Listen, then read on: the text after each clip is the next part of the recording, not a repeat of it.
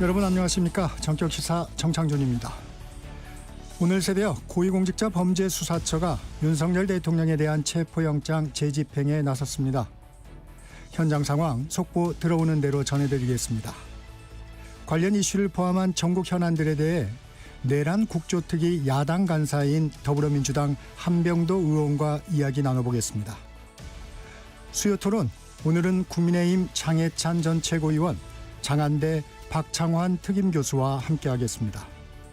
또 트럼프 2기 정부 출범을 앞둔 상황에서 우크라이나 전쟁은 어떻게 전개될지 전문가와 전망해 보겠습니다. 1월 15일 수요일 정격시사 출발합니다.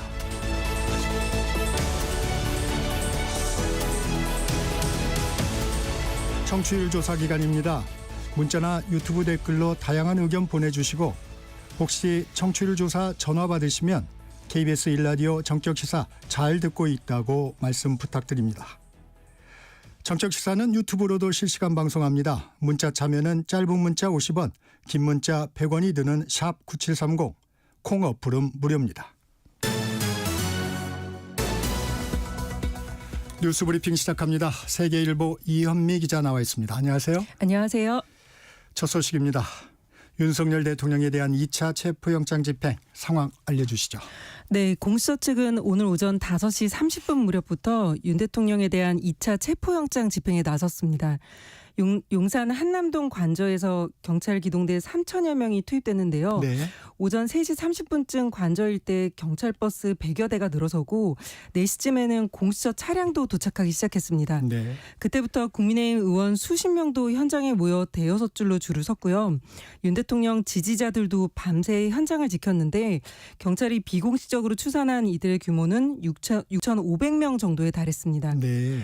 공수처와 경찰이 5시 반쯤 체포영장과 수색영장을 제시하며 집행에 나서자 윤 대통령 변호인단인 윤가끔 변호사는 정당한 공무집행이 아니다. 오늘 행위는 불법이라고 주장했고 경찰도 영장 집행을 방해하면 공무집행 방해 혐의로 현행범 체포될 수 있다는 경고방송을 반복하며 관저 진입을 시작했습니다. 네.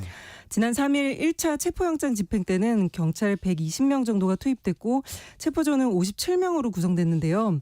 이번에는 규모가 훨씬 커졌습니다. 네. 경찰은 진입조, 체포조, 호송조로 나눠 투입됐고요. 체포조만 해도 300명 안팎으로 구성된 걸로 전해집니다. 이들은 영장 집행 저지의 주도적 역할을 하는 김성은 경호차장부터 먼저 체포해 경호처 지휘체계를 흔들고 그 다음에 윤 대통령에 대한 체포영장 집행을 시도할 것으로 보입니다. 네. 현재 경찰과 경호처가 대치 중인데요. 최상목 대통령 권한대행은 좀 전에 경찰과 공수처 모두에게 물리적 충돌이 발생하면 엄중히 책임을 묻겠다는 입장을 밝혔습니다. 네. 어제 공수처와 경찰, 경호처 3개 기관이 만나 영장 집행에 대해 논의했지만 1시간 만에 성과 없이 끝났습니다. 공수처가 발부받은 영장 유효 기간은 오는 21일, 그러니까 다음 주 화요일까지인 걸로 알려졌는데요. 일단 오늘부터 17일까지 사흘간 경찰력이 투입될 것으로 보입니다. 장기전이 이루어질 수도 있겠군요. 예. 만약 윤 대통령이 체포되면 이후 절차는 어떻게 되나요? 네, 체포영장의 원래 목적은 윤 대통령을 조사하기 위한 것인 만큼 네. 집행에 성공할 경우 공수처는 청사조사실에서 조사를 시작하게 됩니다. 그러나 윤 대통령 측이 묵비권을 행사하겠다고 공언함에 따라 실질적 조사가 이뤄질 가능성은 낮을 것으로 보입니다. 공수처는 체포 시점으로부터 48시간 내에 구속영장 청구 여부를 결정해야 하는데 윤 대통령의 지시를 받고 움직였던 내란죄 공범 혐의자 여러 명이 이미 구속된 상태라 네. 공수처가 윤 대통령에 대한 구속영장을 청구할 가능성은 크다는 관측이 나옵니다. 윤 대통령이 불출석하면서 탄핵심판 첫 변론기일은 4분 만에 끝났어요. 네, 어제 헌법재판소에서 진행된 탄핵심판 첫 변론기일은 당사자인 윤 대통령이 예정대로 나오지 않았고 4분 만에 종료됐습니다. 재판부는 윤 대통령 측이 제기한 재판관 기피 신청과 재판 절차에 대한 이의 신청 3건도 전부 기각했습니다. 앞서 윤 대통령 측은 야당이 추천한 정계선 재판관을 이번 탄핵 심판에서 배제해달라는 기피 신청을 냈는데요. 네. 정 재판관이 법원 내 진보적 성향을 가진 우리법 연구회 회원이고 정 재판관의 배우자와 국회 측 대리인단의 공동대표인 정희수 변호사가 같은 재단에서 근무 중인 걸 문제 삼았습니다. 네. 그러나 현재는 전원 일치 의견으로 이를 기각했습니다. 또 재판부가 윤 대통령의 의견을 듣지 않고 5차례 변론 기일을 한 번에 정한 걸 철회해달라는 요청도 받아들이지 않았는데요. 이를 놓고 헌재가 신속하게 변론을 진행하겠다는 뜻을 내보인 것으로 해석됐습니다. 네. 당사자 없이도 심리가 가능한 두 번째 기일인 내일부터는 양측의 치열한 공방이 벌어질 텐데요. 국회 측은 계엄군의 중앙선관위 점거 과정이 담긴 CCTV 영상 등을 증거로 제출했고 홍장원 전 국정원 1차장 등 핵심 인물 5명을 증인으로 신청했습니다. 윤 대통령 측은 계엄의 정당성을 입증하는 데 주력하겠다면서 신변 문제가 해결되면 윤 대통령이 직접 출석할 수 있다고 밝혔습니다. 네, 국회 소식도 알아보죠. 국회 내란 국정조사 특위가 어제부터 본격적인 조사에 들어갔어요. 네, 어제 내란특위 첫 회의에는 박안수 전 육군 참모총장을 비롯한 전 현직 군 고위 간부 79명이 대거 출석했습니다. 야당은 첫 회의부터 비상계엄과 관련한 새로운 의혹들을 제기했는데요. 민주당 민홍철 의원은 국회 투입 공수부대가 기존에 알려졌던 실탄 5만 발이 아니라 13만 발의 실탄을 더 갖고 출동했다고 주장했습니다. 네. 그러면서 계엄이 단순한 경고성이 아니었다. 서울을 제2의 광주로 만들려고 했던 것 아니냐고 따졌습니다. 그러자 어제 자리에 출석한 곽종근 특수전사령관은 탄약을 실제 사용하려고 했던 게 절대 아니다. 공포탄만 휴대하고 실탄은 개인에게 주지 말라고 했다고 말했습니다. 네. 국민의힘은 야당이 추진하는 내란 특검에 포함된 외환 혐의를 문제 삼았고요. 군도 강력 반발했습니다. 김명수 합참의장은 야당이 제기한 오물풍선 원점 타격과 같은 북풍 의혹에 대해 직을 걸고 사실이 아니다고 말했고요. 네. 외환이라는 용어를 쓰는 건 근본적으로 군을 무시하는 것이라 생각한다고 했습니다. 어제 회의에선 윤 대통령을 청문회 증인으로 채택하는 문제를 놓고도 여야가 공방을 벌였습니다. 국민의힘은 현직 대통령에 대한 망신주기라고 반발했고 야당은 내란 수계의 증인 채택은 불가피하다고 맞섰습니다. 결국 야당 주도로 윤 대통령과 한덕수 국무총리, 최상목 권한대행 등 76명이 청문회 증인으로 채택됐습니다. 내란특위는 오는 22일, 그러니까 다음 주 수요일 1차 청문회를 개최합니다. 네. 그 민주당의 내란 특검법에 반대하는 국민의힘이 비상계엄 사태 진상규명을 위한 자체 특검법을 발의하기로 했죠. 네, 국민의힘 권성동 원내대표는 어제 기자간담회에서 국민의힘은 민주당의 반헌법적 내란 외환 특검법을 절대 수용할 수 없다며 위헌적 요소를 제거한 자체적인 비상계엄 특검법을 발의하겠다고 밝혔습니다. 네. 국민의힘이 마련한 초안은 민주당이 발의한 내란 특검법에서 외환 혐의와 내란 선전선동 혐의를 삭제하고 수사 범위를 대폭 축소한 게 핵심인데요. 이름도 내란 특검법이 아니라 계엄 특검법이라고 지었습니다. 네. 초안을 작성한 주진우 의원은 일반 국민을 대상으로 수사할 수 있는 내란 선전선동은 제외하는 게 타당하고 대북 안보 정책과 직결된 외환죄도 전부 수사 대상에서 제외했다고 밝혔습니다. 또 계엄군의 국회와 선관위 출동과 정치인 체포구금 의혹 등을 모두 포함하고 있어 이 특검안으로도 충분히 국민적 의혹을 풀 수 있다고 말했습니다. 네. 특검 수사기관과 인력도 민주당 안에 줄였는데요. 특검은 절대 안 된다고 반대하는 일부 여당 의원들이 있었고 당 지도부는 1차 특검법 재표결에서 겨우 2표 차이로 부결된 걸 언급했다고 합니다. 네. 그러면서 고육지책으로 차악이라도 선택하자며 설득한 것으로 전해졌습니다. 네. 민주당은 시간 끌기용이 아니냐며 법안 발의부터 하라고 반응했는데요. 수사 범위부터 외환죄 포함 여부까지 양측의 입장차가 너무 커서 합의가 이뤄질진 불투명한 상황입니다. 그렇군요. 다음은 체육계 소식입니다. 대한체육회장 선거에서 유승민 전 대한탁구협회장이 이기흥 형 회장을 꺾고 당선됐는데 대이변이란 평가가 나옵니다. 네, 당초 이기흥 대 반이기흥 구도로 주목됐던 만큼 네. 유승민 후보의 당선은 어제 큰 화제를 모았습니다. 유신임 회장은 3선을 노리던 이기흥 후보를 38표 차, 약 3%포인트 차로 따돌렸는데요. 전체 2,244명의 선거인단 중 53.8%인 1,209명이 투표했고 이 중 34.4%가 유 후보를 지지했습니다. 후보가 6명에 달했던 이번 선거에선 야당 후보 간의 단일화가 이루어지지 않으면서 이 회장의 우세가 점쳐졌음에도 네. 유 당선인이 막판때 반전을 이뤄낸 겁니다. 이 회장은 횡령과 배임, 업무방해 등 각종 비위 혐의로 현재 수사받고 있고 네.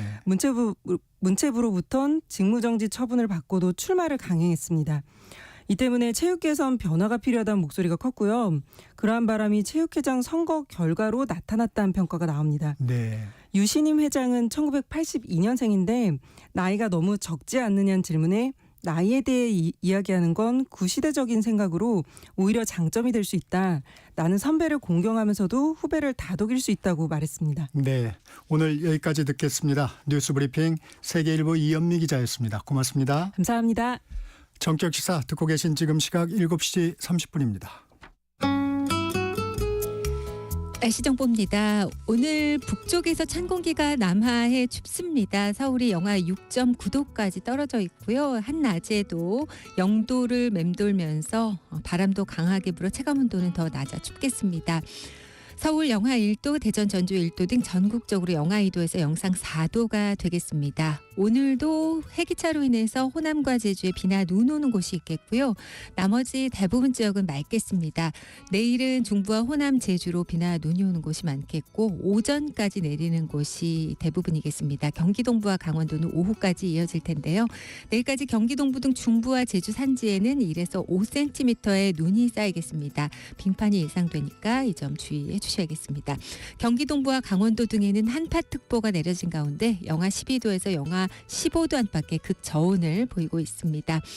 그리고 동해안 쪽은 건조특보 여전히 발효 중이고요. 오늘 대부분 지역으로 바람이 강하게 불겠습니다. 지금 서울의 기온은 영하 6.9도입니다. 날씨 정보였고요. 다음은 이 시각 교통 상황 알아보겠습니다. KBS 교통정보센터의 정현정 씨입니다. 네, 출근길 교통정보입니다. 먼저 서울시내 강변북로 구리 방향 가양대교에서 마포대교까지 정체인데요. 마포대교 1차로에는 고장난 차가 서 있습니다. 반대 일산 쪽 잠실대교 1차로에도 고장난 차 처리하면서 천호대교부터 여파 받습니다. 북부간선로 종암분기점 방향 묵동부터 속도 내려가고요. 분당수서로 도심 쪽도 복정부터 탄천 1교까지 밀립니다. 집회로 인해 한남대로 한남 5거리에서 북한남 3거리 양방향 전면 통제되고 있습니다. 또 고속도로는 수도권 제1순환고속도로 일산에서 판교 쪽 서운분기점에서 송내까지 장수에서 소래터널까지 이동량이 많고요. 경인고속도로 서울 쪽은 부천부터 반대 인천 방향은 인천 요금소부터 5km씩 정체입니다. 경부고속도로 서울 쪽 달래내고개에서 잠원까지 속도 더딥니다. KBS 교통정보센터였습니다.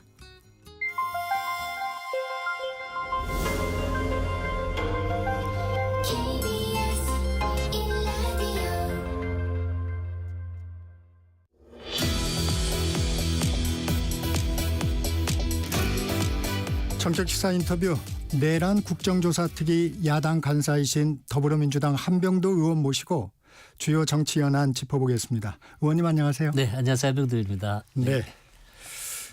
지금 민주당에서 긴급 의총이 열리고 있는 모양이에요. 네. 지금 의총은 어떻게 소집이 된 겁니까?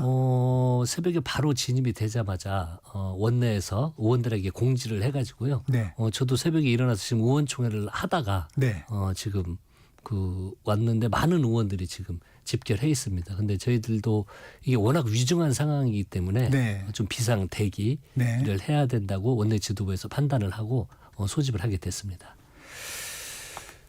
지금 윤 대통령 변호인단 국민의힘 의원들이 지금 관저 입구에서 경찰의 진입을 막고 있는 것으로 보이는데 네. 어떻게 전개될 거라고 보세요? 아마 이번에 공수처와 경찰은 체포영장 즉 체포가 될 때까지 네. 물러나지 않을 겁니다.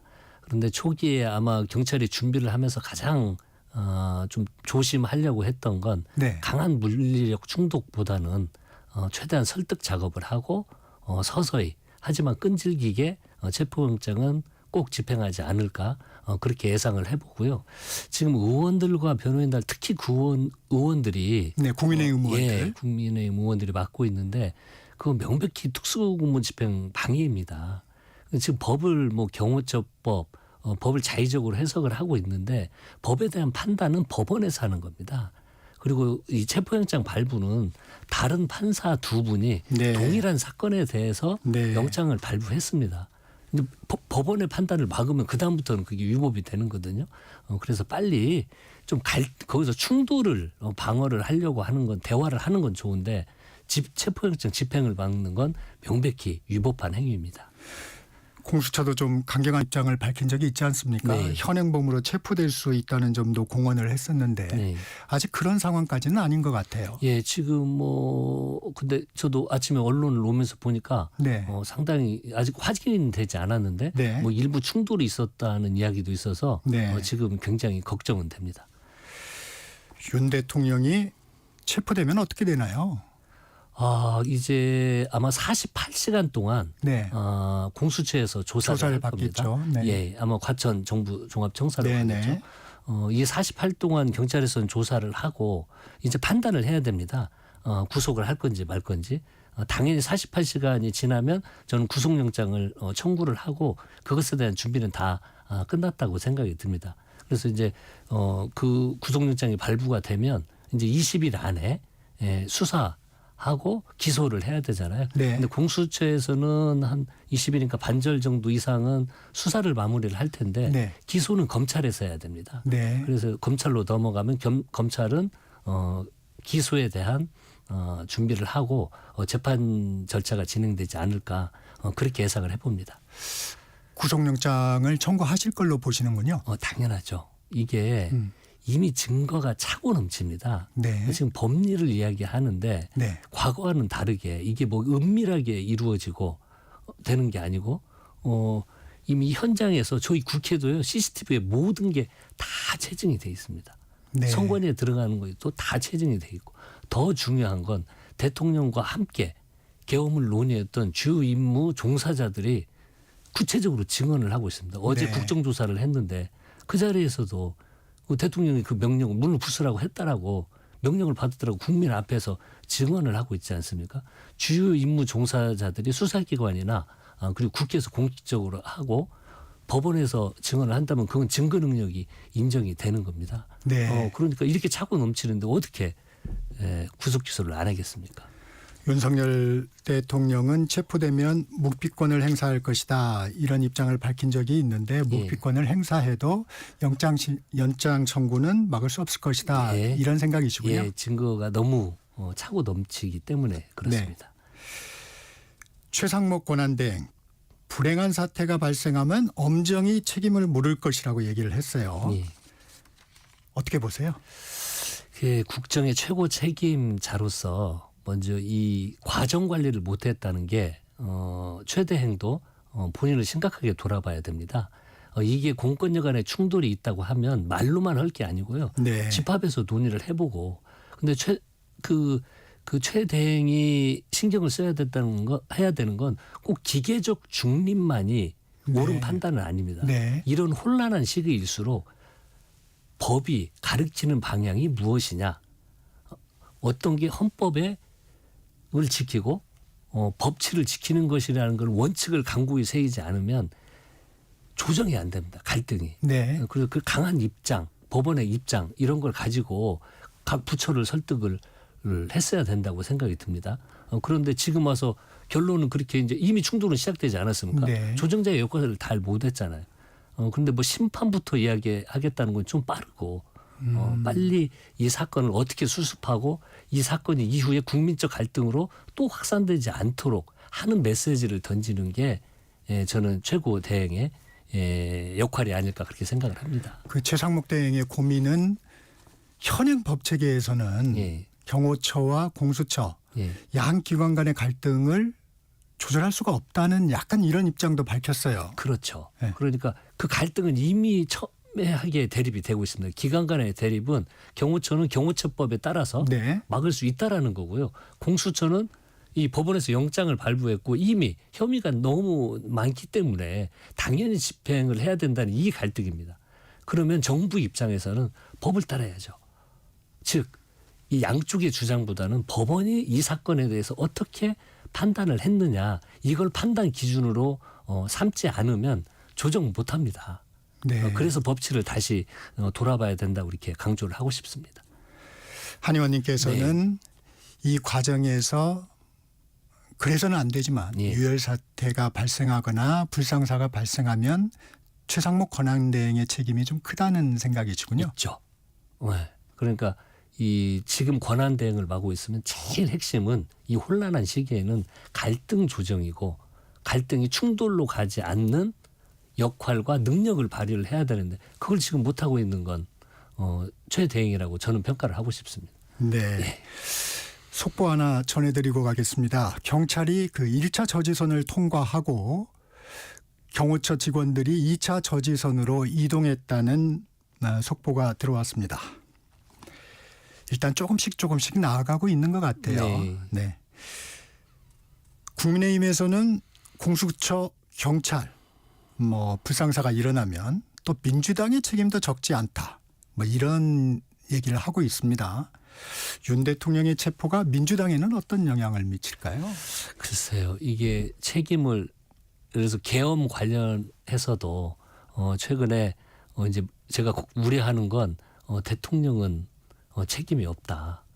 그러니까 겉으로 막 드러내지는 못하지만 결국은 네. 민주당 때문에 대통령이 계엄을 일으켰다는 네. 내용을 상당히 내부적으로는 정당화하고 그런 이야기를 의원들 간에 한다는 이야기를 제가 많이 듣고 있습니다. 원인 제공도 있지 않느냐 이런 얘기죠. 그렇죠. 네. 그런데 이게 대체 이 민주당이 이번 사건과 어떤 관여를 하고 어떤 역할을 했다는 건지 저는 납득이 안 갑니다.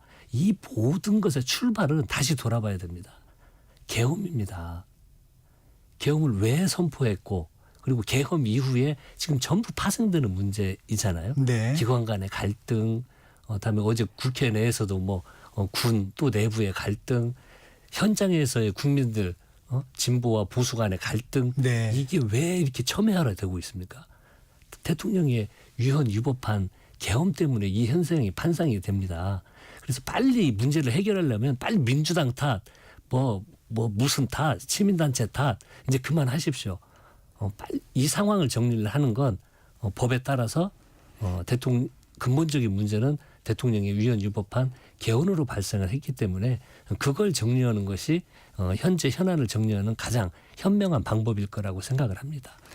의원님은 최상목 권한대행의 중재 역할이 지금 부족했다는 부분을 지적하고 계신데 네. 조금 돌아볼게요. 네. 지난 3일 1차 집행 때죠. 예.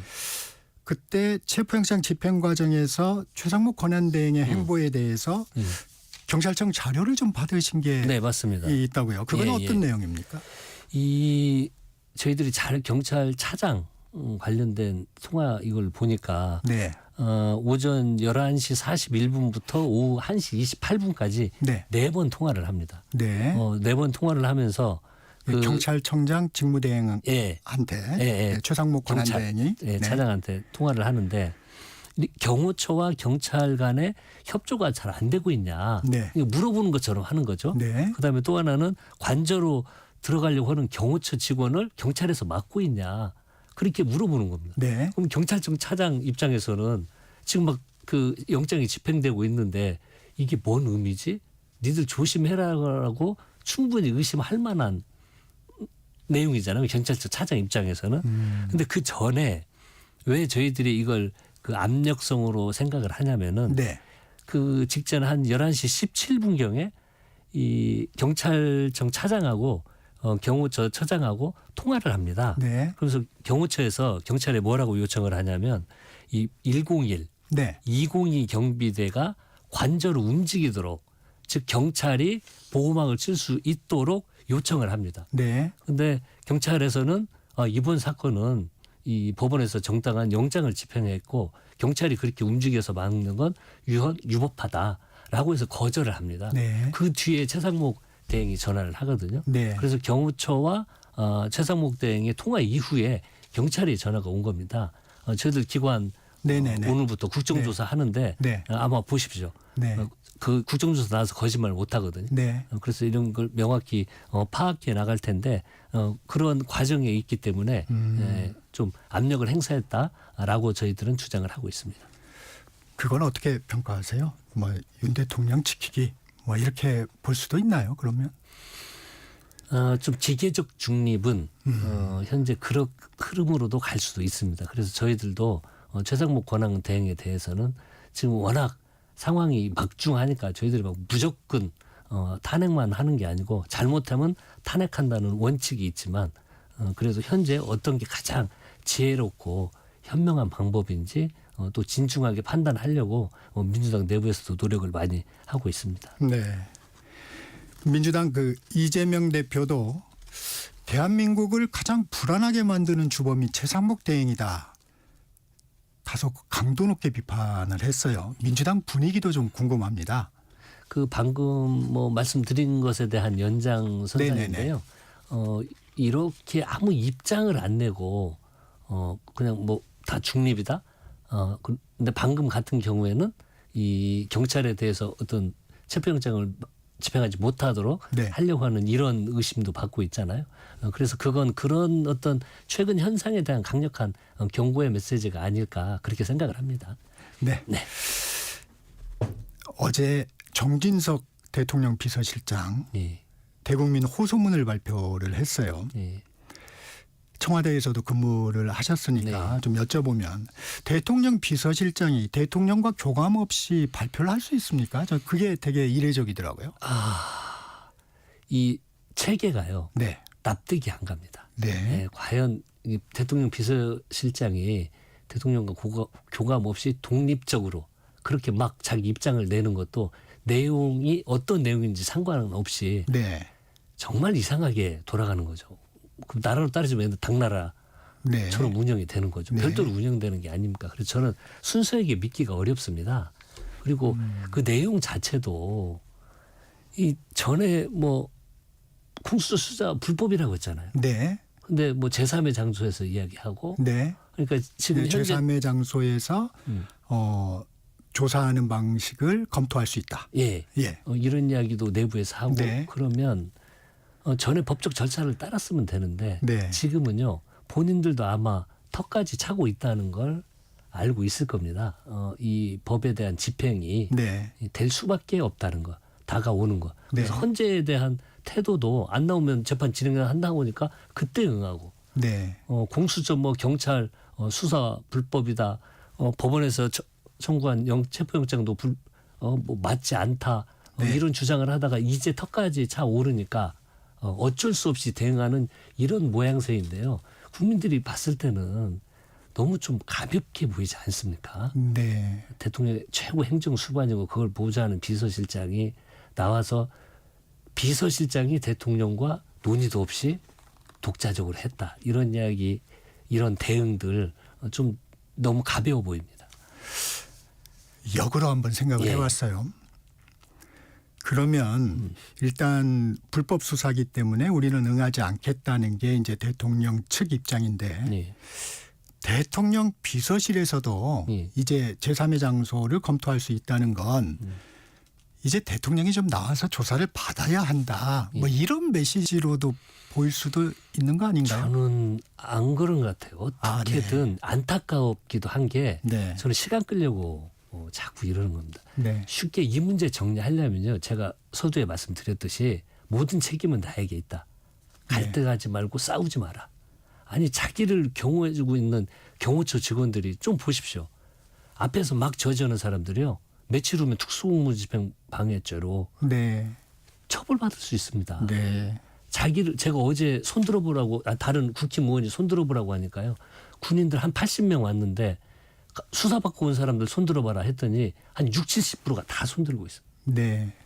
이 윤석열 정부에서 일했던 이 수많은 사람들이 처벌을 받고 있는데 대통령이라면 그만하십시오. 다 내가 하겠습니다. 라고 내가 출두할게요.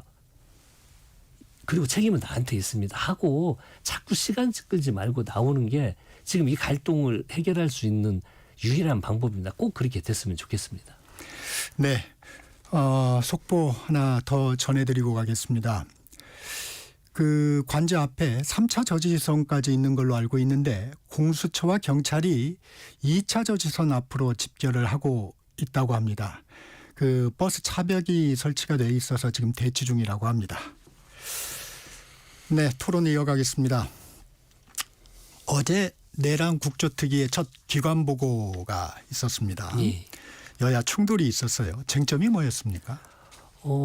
이제 여당에서는 이 야당에서 주장하는 게 너무 허위에 입각해서 주장을 하고 있다. 네. 팩트가 아니다. 네. 라는 주장을 했던 거고요. 큰 틀에서 보면 저희 야당 입장에서는 이 내란의 수괴가 윤석열이고 그리고 당시 거기에 주요 임무 종사자들이 공소장을 기반으로 해서 이렇게 구체적으로 행동에 옮기지 않았냐. 네. 이걸 놓고 갈등이 있었습니다. 국방부 기관 보고에서 좀 주목할 만한 내용은 있으셨어요? 역시 이제 그 특수전사령관이 와서요. 그 대통령에게 구체적인 지시를 받았다는 것. 그전에 국방위 과정에서도 뭐 문을 부시고 들어가라 네네네. 이런 뉴스들이 많았잖아요. 그런 내용을 실제로 또 증언을 했습니다.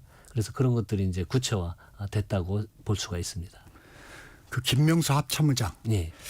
이 강한 어조로 북풍 외환 유치 의혹에 대해서 절대 그런 계획 없었다. 예. 직을 걸고 말씀드린다고까지 예. 했어요. 예. 어떻게 들으셨어요? 그렇죠. 그런 이제 조사를 해봐야죠. 자, 해봐서 이게 아닐 수도 있죠. 북풍을 유도하기 위한 그게 아닐 수도 있고, 지금 뭐 여러 가지 그 전에 뭐 그 우리 평양에 드론이 네네. 띄워졌는데 네. 예, 군에서는 답변할 수 없다. 네, 확인해 줄 수 이게 없다. 통상적인 비밀리에 우리 군사 그냥 작전을 하는 건지 네. 특정한 목적을 하고 있는지 네. 그 유무를 파악을 하자는 것입니다. 네. 없어야죠. 네. 그런 일이 있어서는 안 되죠. 그래서 조사를 해서 그런 유문을 판단을 해보자는 것입니다. 윤 대통령의 체포영장 집행이 다소 빠르게 진행이 되는 것 같습니다. 경찰 체포팀이 2차 저지선도 통과를 해서 2차 저지선 차벽을 우회해서 관저로 진입 중이라는 속보가 들어와 있습니다. 예, 이번에 아마 제가 이번에 반드시 집행이 될 거라고 네네. 이렇게 주장을 하는 것이 네. 경찰에서는 아마 이런 사건에 대한 경험이 아주 많고요. 그리고 철저하게 네. 준비를 했을 거라는 생각이 듭니다. 네. 지금 서울, 그다음에 경기 남부, 북부, 인천청, 네. 광역 수사단 포함 1000여 명이 지금 가 있고요. 네. 이 인력들은 형사 분야에서 아주 뭐 현장 대응 능력 또 수사 능력 베테랑들만 뽑아서 갔기 때문에 그리고 철저히 준비가 됐기 때문에 근데 이제 너무 빠르게 급히 가다 보면 폭력적인 게 발생을 할 수가 있을 거라는 아마 우려를 할 거라고 네. 생각이 듭니다. 그래서 설득하고 조금씩 하되 반드시 집행이 될 거라고 이렇게 예상을 해봅니다. 이번에는 중간에 멈추거나 그런 게 아니고 저지선을 통과하면 그 자리에 멈춰서서 계속 진행을 예. 하는 방식으로 진행이 되겠죠? 예, 현재 보니까 예. 그런 양식으로 가는 것 같습니다. 네. 조금씩. 예. 네. 그 내란 국조특위 얘기 계속 여쭤보겠습니다. 76명의 청문회 증인이 진통 끝에 의결이 됐습니다. 예. 민주당에서는 왜 대통령이 꼭 나와야 한다고 주장하시는 건가요? 이 국정조사가요. 윤석열 정부의 비상계엄을 통한 네. 내란 혐의 국정조사입니다. 네. 즉 수계 국정조사를 하는 이유가 윤석열 대통령이 내란 행위를 했냐 안 했냐를 조사를 해보겠다는 겁니다. 네. 당연히 그러면 윤석열 대통령이 안 나오면 그건 국정조사 성립이 안 되는 거죠. 그래서 이 국정조사의 메인은 윤석열을 조사하는 겁니다. 당연히 출석을 해야죠. 그렇군요. 예. 근데 현직 대통령 망신주기다. 네. 정치 공세다. 이런 얘기도 있어요. 나오겠냐. 또 현실적으로 나오겠냐. 이런 얘기도 있거든요.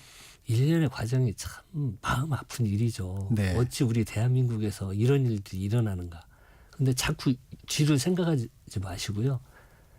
아니 또 역으로 그렇습니다. 2024년 네. 12월 3일 날 민주화되고 산업화 성공한 대한민국. 국민들 가슴 속에는 그래도 선진국 국민이라는 자부심이 있는 나라. 네. 그런 나라에서 모두가 평안히 아무 징후도 없는데 갑자기 뉴스를 통해서 계엄 선포한다고 하고 갑자기 저도 현장에 있었지만 헬기가 날아들고 군인들이 유리창을 깨고 진입을 하고 부정선거라고 주장을 하면서 선관위에 진입을 하고 이런 게 일어나는 대한민국이 돼버리지 않았습니까? 이걸 한번 다시 생각해 보셨으면 좋겠습니다. 그러면 76명의 증인 예. 이게 이제 마무리가 된 건가요? 아니면 추가로 또 조율을 조율할 수가 있습니다. 아, 그렇습니까? 이미 의결은 했지만 네. 여야 간에 협의를 해서 뺄 수도 있고 네. 또 다시 더 추가도 할 수도 있고 그 논의는 더 진행을 합니다. 그러면 증인이 확정된 건 아니군요.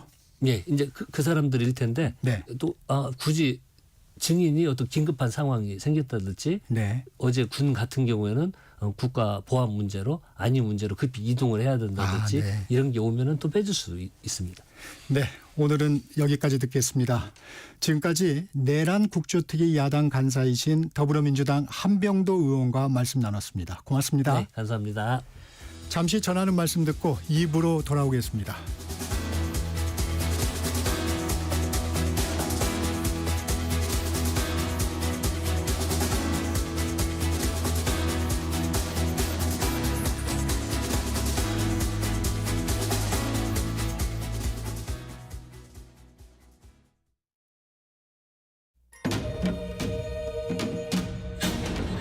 광복 80년 KBS 라디오 캠페인 밸류업 대한민국. 안녕하세요. 저는 한글학회 회장 김주원입니다. 광복 80도를 맞이하여서 큰사전 원고라는 것이 2020년에 보물로 지정이 되었는데 이제 그 큰사전 원고를 유네스코 세계기록유산에 올리기 위해서 준비 작업을 하고 있습니다.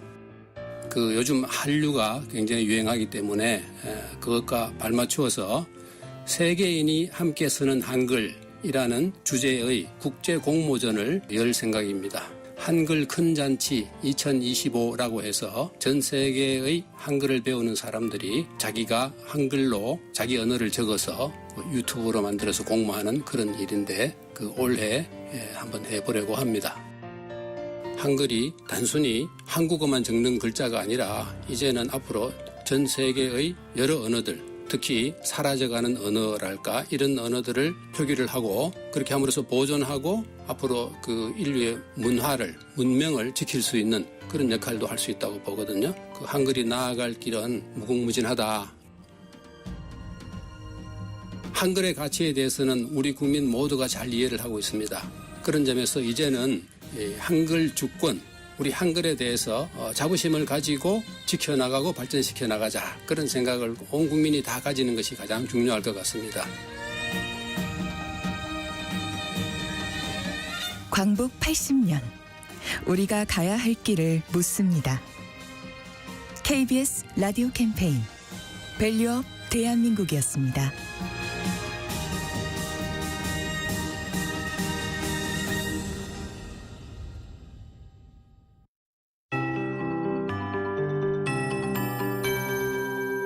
KBS 58분 날씨.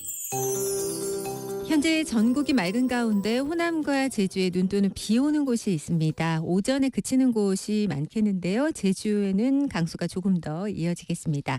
그 밖의 지방은 대체로 맑겠습니다. 내일은 중부지방까지 강수가 확대돼 중부와 호남, 제주에 비나 눈이 내릴 걸로 전망됩니다. 내일까지 경기 동부 등 중부와 제주 산지에는 1에서 5cm, 남부지방은 1cm의 눈이 예상됩니다. 빙판 나타나는 곳이 있을 것으로 보여서 주의해 주시기 바랍니다. 찬 공기가 남아있음을 단번에 체감할 수 있는 출근길입니다. 오늘 낮은 기온에다가 날카로운 바람까지 동반도에 춥습니다. 경기 동부와 강원 경북 산지는 한파특보 발효 중이고요.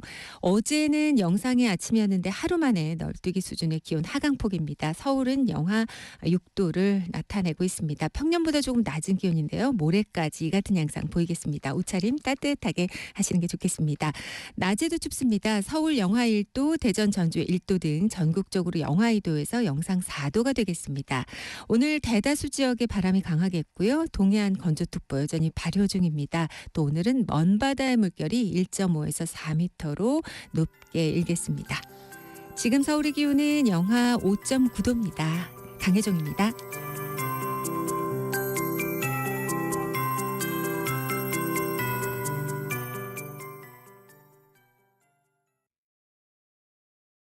정성을 다하는 국민의 방송 KBS가 8시를 알려드립니다. AM 711kHz, FM 97.3MHz, KBS 1라디오입니다. HLKA.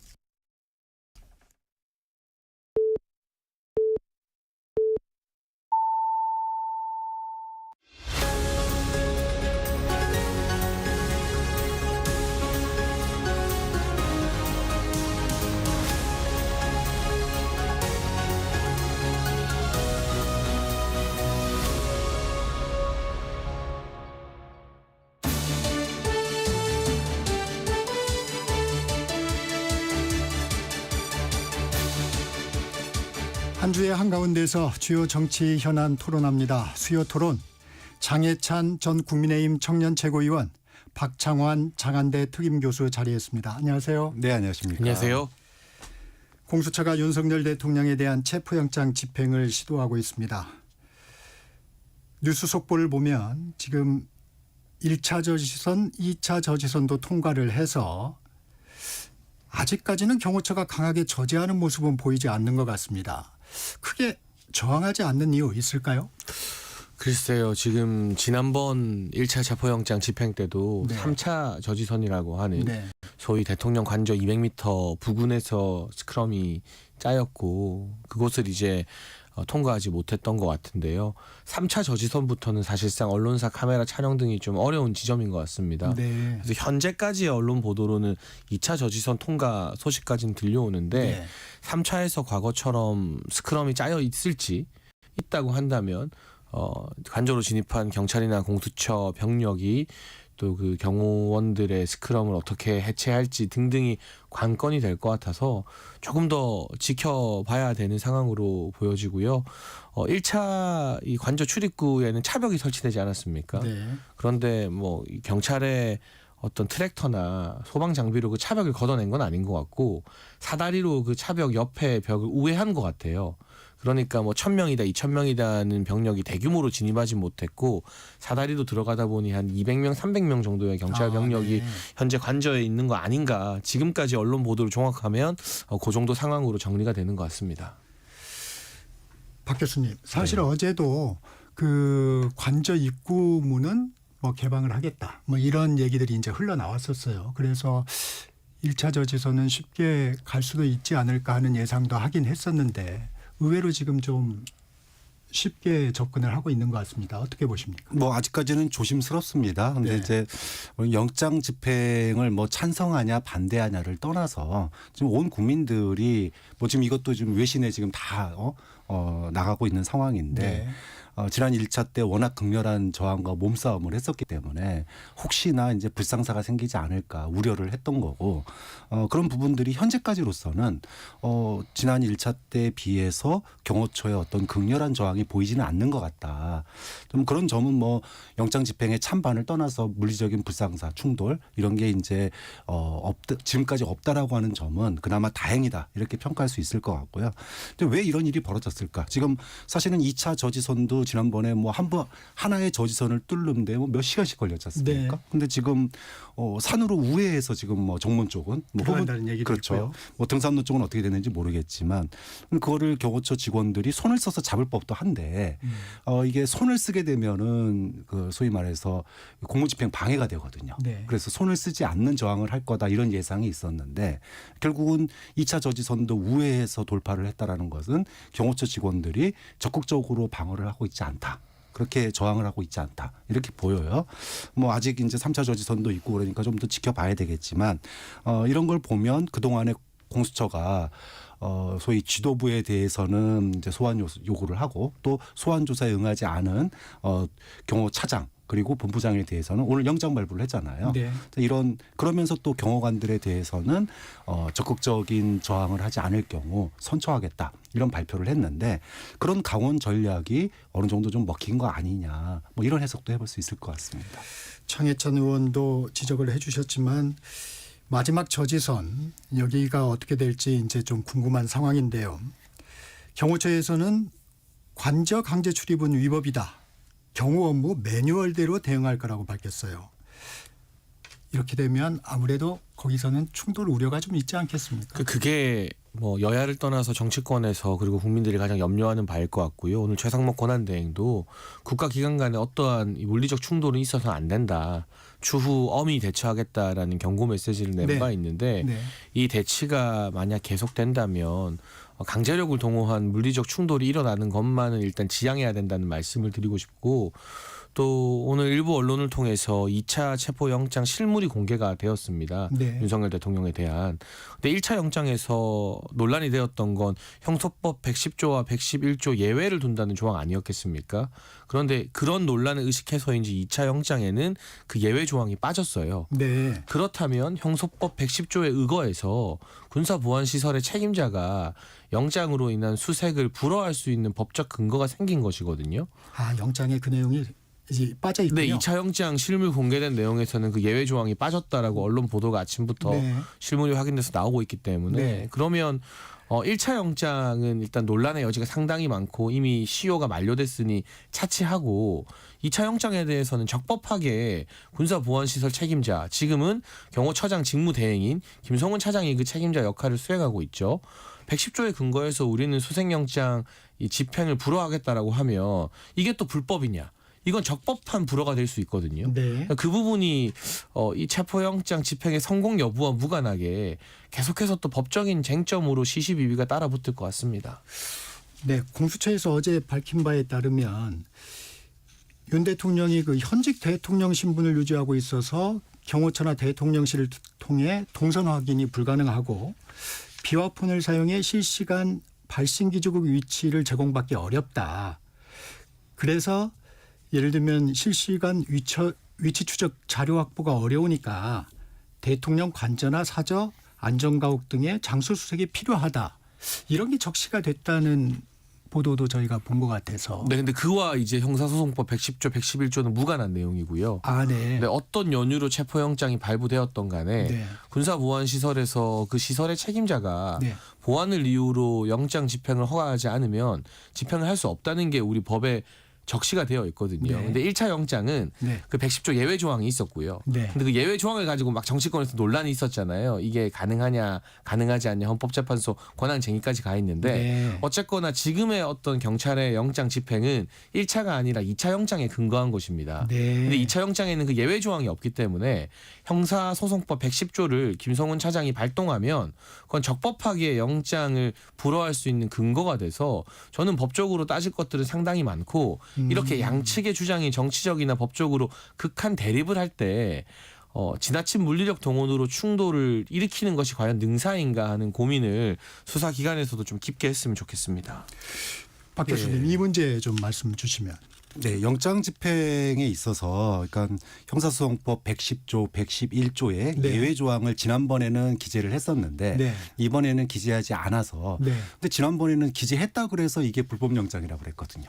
그런데 이번에는 또 기재하지 않아서 들어오면 불법이라고 그럽니다. 참 너도 뭐라 그러고 빼도 뭐라 그러는데 근데 저는 지난번 그 예외 조항 기재도 그렇고 이번에 기재 안 한 것도 그렇고 영장 집행의 합법성과 아무런 상관이 없다고 봐요. 왜냐하면 많은 법 전문가들이 얘기하듯이 네. 형사소송법 110조, 111조에는 1항에는 허가를 받아야 된다고 돼 있지만 2항에는 뭐라고 돼 있냐면 국가 이익에 중대한 손해를 끼치지 아니하고서는 그 부서장은 경찰의 영장 집행을 허가해야 된다. 승인해야 된다라고 돼 있습니다. 의무 규정입니다. 네. 자, 그러면 법원에서 영장을 발부했다라고 하는 것은 국가 이익에 중대한 해를 끼치지 않는다라고 하는 내용을 전제로 한 거거든요. 그렇기 때문에 1차 때 예외 조항을 기재를 했던 이번에 기재를 하지 않았던 그것이 영장 집행이 또는 그 영장이 국가 이익에 중대한 해를 끼친다라고 하는 명백한 그런 사유가 있지 않는 한은 무조건 허용을 해야 되는 겁니다. 그렇기 때문에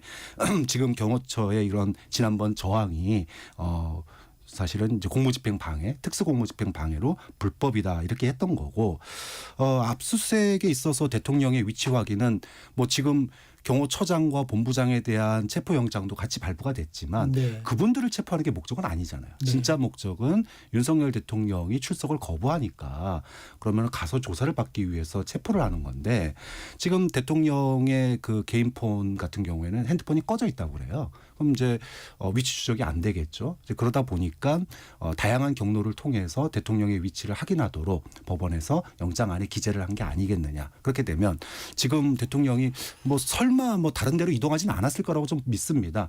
관저에 있을 거라고 믿지만 혹시라도 생길 수 있는 우려 또는 또 뭐 지난번에도 도주 논란이 있었는데 혹시라도 이제 이동을 했을 경우에 또 거기에 대한 수색이 필요하기 때문에 이런 부분까지 영장에 기재가 된 게 아니겠느냐 이렇게 추측을 해보는 거죠. 오늘 새벽에도 국민의힘 국회의원들이 일단 영장 집행을 막겠다고 관저 앞에 집결을 좀 했습니다. 이 같은 상황을 좀 어떻게 보세요? 뭐 저는 뭐 사실 1차 때 그게 부적절하다라고 비판을 했지만 영장 집행을 물리적으로 막지 않는 한은 뭐 저는 표현의 자유라고 생각합니다. 뭐 영장 집행에 대해서 앞에 장해찬 전 최고도 얘기를 했지만 사실은 국민의힘 내부의 다수가 이거 뭐 불법 아니냐 이렇게 하는 거 맞냐. 그런데 그걸 갖다가 언론에다 얘기하나 또 현장에 가서 피켓팅을 하나 저는 그건 마찬가지라고 봐요. 그러니까 표현의 자유라는 측면에서는 갈 수는 있다. 다만 지난번처럼 또는 경찰의 진입을 갖다가 뭐 스크럼을 짜고 막는다던가 네. 이랬을 경우에는 그거는 누가 보더라도 대한민국의 법치 정신을 갖다 법치 질서를 훼손하는 행위잖아요.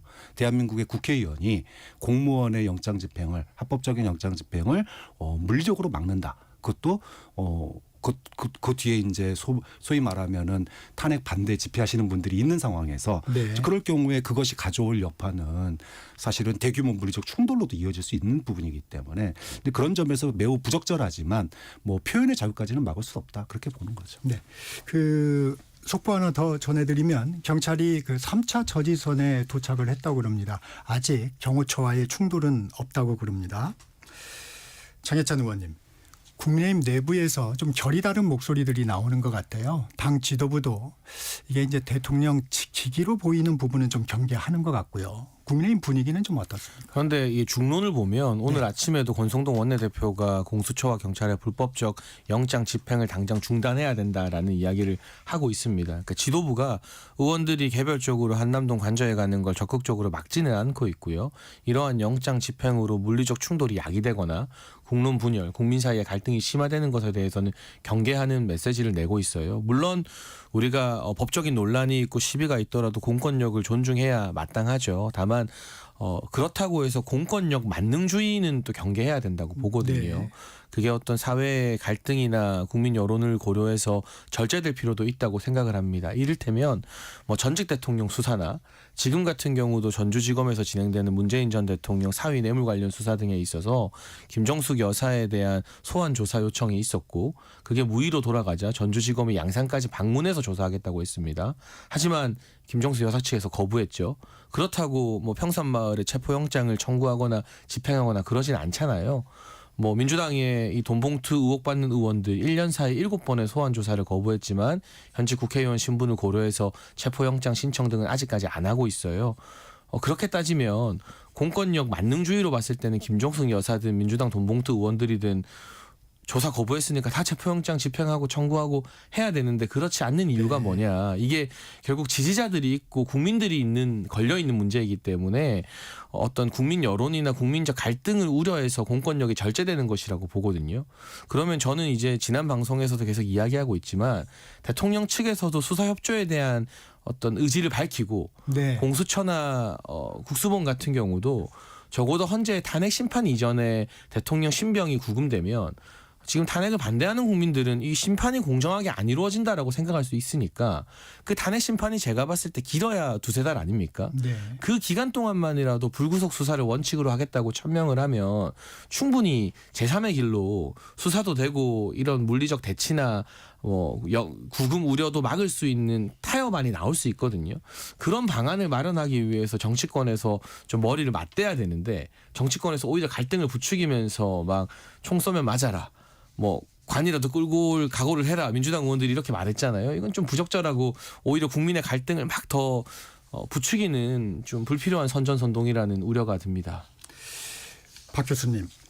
지금 말씀하신 대로 장 의원님이 지적한 대로 이게 어차피 체포도 조사를 위한 건데 좀 국민의힘 쪽에서는 계속 그런 얘기가 나와요. 탄핵 심판 이후에 좀 조사를 하면 어떠냐. 대통령 측에서도 그런 입장을 계속 밝히고 있고 이 부분에 대해서는 어떻습니까? 이게 이 문제의 모든 출발에 사실은 윤석열 대통령의 인식과 처신의 문제가 있는 거예요. 1차 출석 요구서를 보냈을 때도 그랬고 뭐 헌법재판소에 탄핵 심판 관련 서류를 송달했을 때도 그랬고 그러니까 본인은 잘못한 게 없기 때문에 뭐 그다음에 뭐 수사를 안 받겠다. 조사도 안 받겠다. 심지어는 정말로 그 대통령 탄핵과 관련된 서류 송달도 받지 않는 모습을 보여줬잖아요. 그러고 나서 수차례의 출석 요구가 있었습니다. 자, 그때 여당 의원들은 뭐 했냐라는 거예요. 자, 정진석 비서실장이 어저께 새벽에 대국민 호소문을 네. 냈어요. 네. 대통령의 방어권 얘기를 했고 또 제3의 장소에 가서 조사를 받는 게 어떠냐 이런 얘기도 했습니다. 네. 저는 여당 의원들의 지금 이 이야기가 시기와 대상이 너무나도 틀렸다고 보는 거예요. 일단 시기적으로 이미 대통령을 둘러싸고 있는 마치 사병 노릇을 했던 네. 경호처 직원들이 온 국민이 다 봤습니다. 생방송으로. 대한민국의 법치 질서가 무너지고 무력화되는 모습을 다 봤어요. 그러면 사법기관이 이거 그냥 그대로 넘어갈 수 있겠습니까? 이미 엎질러진 물이 된 상황이라는 거죠. 이 얘기를 하려고 그랬으면 대통령이 출석 요구서를 거부하고 있을 때 수령조차도 거부하고 있을 때 윤석열 대통령에게 그러시면 안 됩니다. 이거는 국격을 생각해서 또 대한민국의 사법 질서를 위해서 조사를 받는 게 좋죠. 다만 위신을 생각하시고 아직 현직이시니까 제3의 장소처럼해서 지난번 김 여사처럼 이렇게 하시는 게 어떻습니까? 라고 얘기를 해야 되는 거죠. 또 대상도 마찬가지예요. 국민들에게 뭐 제3의 장소 어떻습니까? 이제 와서 네. 새벽 몇 시간 뒤면은 집행될 예정인데 네. 이게 무슨 의미가 있습니까? 오히려 그 시간에 정말로 여당 의원들도 그렇고 윤석열 대통령도 그렇고 또 여기 정진석 비서실장도 그렇고 대통령 관저 가실 수 있잖아요. 지난번에도 갔잖아요. 가가지고 대통령님 국가가 이렇게 둘로 쪼개지고 국가기관이 충돌하는 거 너무 안 좋은 모습입니다. 저희가 중간에 다리를 놓을 테니 어디 제3의 장소든 아니면은 비공개 출석이든 이런 걸 통해서 협상을 좀 더 하시고 그 정도는 양해해 줄 거 아닙니까? 뭐 양해참 저최고 얘기하시는 대로 한 2달 정도는 불구속으로 수사를 받고 이후에 만약에 되면 그때 구속하든지 뭐 이런 방법도 있습니다. 이렇게 얘기를 하면 충분히 그런 역할을 해야 될 게 저는 여당 의원들이고 네. 비서실장이 역할이었는데 그동안의 대통령의 그런 물리적 저항 또 마치 법 위에 군림하는 듯한 모습에 대해서는 이런 방구 안 하다가 이제 더 이상 이제 버틸 수가 없고 경호처마저도 내분이 생겨서 윤석열 대통령 잡혀가게 생겼으니까 이제 와서 부랴부랴 그런 얘기를 하는 게 시기나 대상이 왜 국민들한테 그 얘기를 합니까? 윤석열 대통령에게 얘기를 해야 되는 거 아닙니까? 일단 대통령 측에서 입장을 명확히 하는 부분이 우선돼야 된다는 지적으로 네. 보입니다. 네, 속보 전해드리겠습니다. 경호처가 그 경내 진입을 저지를 안 했다고 합니다. 지금까지는 물리적 충돌은 없고요. 공수처나 경찰은 3차 저지선 초소에 진입을 했다고 합니다. 지금 영장 집행에 대해서 협의를 하고 있고요. 국민의힘 의원 30여 명이 대통령 관저 앞에 집결해 있다고 합니다. 네, 토론 이어가겠습니다.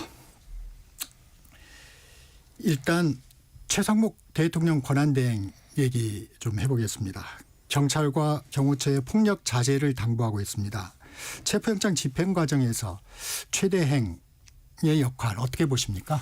근데 사실 최상목 대행은 계속해서 이제 여당으로부터도 비판을 받고 야당으로부터도 비판을 네, 받는 네. 어려운 처지인데요. 네. 저는 일종의 책임 회피로 보여집니다. 야당에서는 경호처 지휘에서 영장 집행에 협조하라고 말했고 여당에서는 최상목 대행이 경찰이나 군 부대에 대한 지휘권을 발동해서 국가보안시설에 대한 경호나 이 방어 조치를 강화하라고 주장을 했는데 그렇죠. 결국 아무것도 안 하고 그냥 물리적 충돌 안 된다는 원론적인 입장만 견지하고 있거든요. 그러면 영장 집행이 성공하든 실패하든 어떤 정치적 책임을 피하기는 좀 어려울 것 같고요. 네.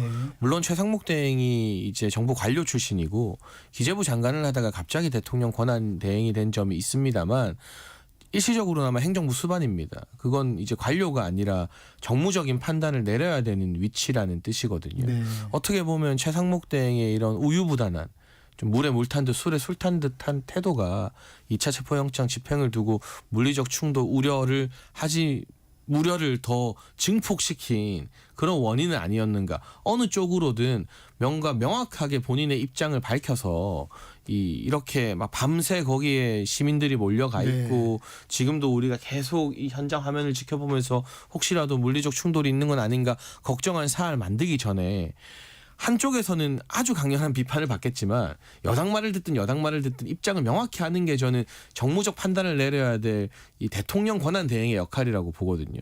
근데 여전히 그냥 기재부 장관에 머물러 있는 거 아닌가 하는 비판적인 말씀을 드리지 않을 수가 없네요. 네. 지난번 헌법재판관 임명할 때도 최상목 대행이 뭐라고 그랬냐면은 국가적 불확실성을 최소화하기 위한 조처다라고 얘기를 했습니다. 자, 그다음에 이번에 고교 무상교육 예산과 관련된 거부권을 행사하면서도 헌법 정신을 갖다가 지키려고 노력했다 이렇게 얘기를 했어요. 결국은 이게 같은 말인데 저는 사실은 이제 벌써 보름 가까이 이 영장 집행을 둘러싼 그 국가적인 갈등 또 국민적인 어떤 불안감 이런 게 있는 상태 아닙니까? 물론 본인의 위치가 굉장히 모호하고 또 여야 사이에 끼어서 좀 처신하기 어려운 측면이 있다는 거 충분히 이해를 합니다. 그럼에도 불구하고 법원이 발행한 영장이 공무원들에 의해서 경호처 직원들에 의해서 무력화되고 그걸 둘러싼 갈등이 첨예해지고 있는 상황에서 이런 갈등이 생길 때 사실은 최상목 대행이 확실하게 선을 그었어야 된다고 봐요.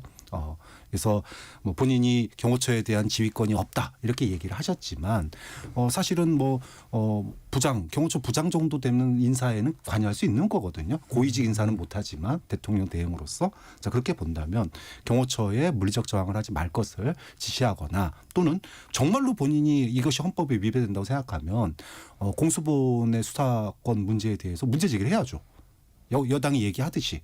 근데 이것도 안 하고 저것도 안 하다 보니까 이 보름 가까이 국가적인 혼란 사태가 더 지난 12.3 계엄 이후 어느 정도 국가의 어떤 국민들의 성숙한 대응이 세계적인 평가를 받는 상황이었는데 최상목 대행 시절에 지금 이 영장 집행을 둘러싸고 다시 대한민국 국격이 바닥으로 떨어졌거든요. 그렇게 본다면 비판받아 마땅한 측면이 있다. 특히나 헌법 정신, 국가적 불확실성이라고 하는 측면에서 보더라도 법원의 영장 집행을 공무원들이 가로막는 모습은 또 대통령이 저항하는 모습은 어디에도 내놔도 보기 힘든 또 나쁘끄러운 행동이기 때문에 이거는 국가 기강 차원에서라도 최상목 대행이 좀 단호한 대응을 했어야 된다는 그런 아쉬운 점이 남는 것 같습니다. 그러니까 지금 제가 말한 것처럼 최상목 대행의 결정에 대한 입장은 우리 박 교수님과 제가 정반대지만 어쨌든 여야 양쪽에서 욕을 먹게 되잖아요. 그러니까 이럴 바에는 어느 쪽이든 입장 정리를 해서 그게 이제 확실성 측면, 예측 가능성 측면에서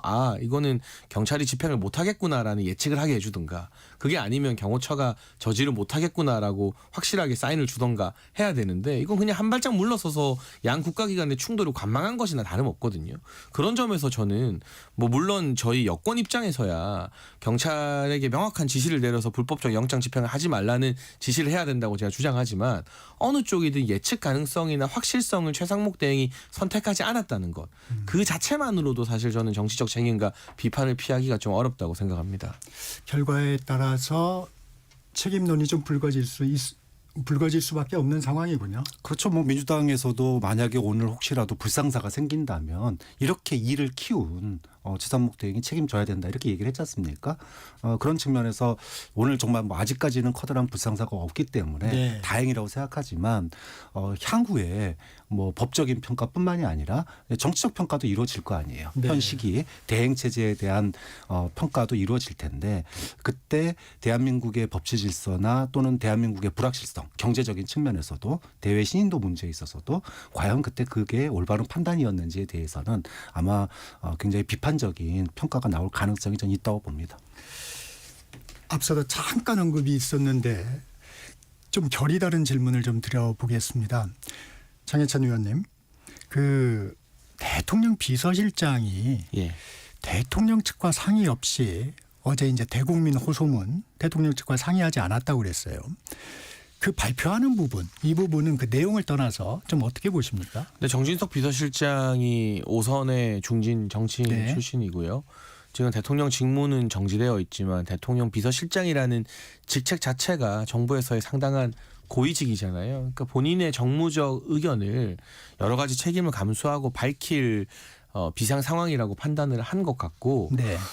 저는 상당히 일리가 있는 내용이라고 생각을 했습니다. 그냥 강대강 충돌을 방관하고 지켜보는 것보다는 어떻게든 타협책이나 해결책을 찾으려고 노력하는 모습이었고, 윤석열 대통령 측 변호인단과 미리 상의하지 않았다고 하지만 이게 미리 상의를 하면 또 대통령 비서실장이 지금 현재 상태에서 대통령 변호인단과 상의하는 것에 대한 적법성 여부 시비가 나올 수 있어서 본인의 의견을 개인 판단으로 대중에게 알리고 그 알려진 의견을 바탕으로 대통령 변호인단과 수사기관 양측이 숙고하게 하는 게 지금 현재 정진석 실장이 자신의 위치에서 취할 수 있는 유일한 최선의 방법이 아니었나 싶고요.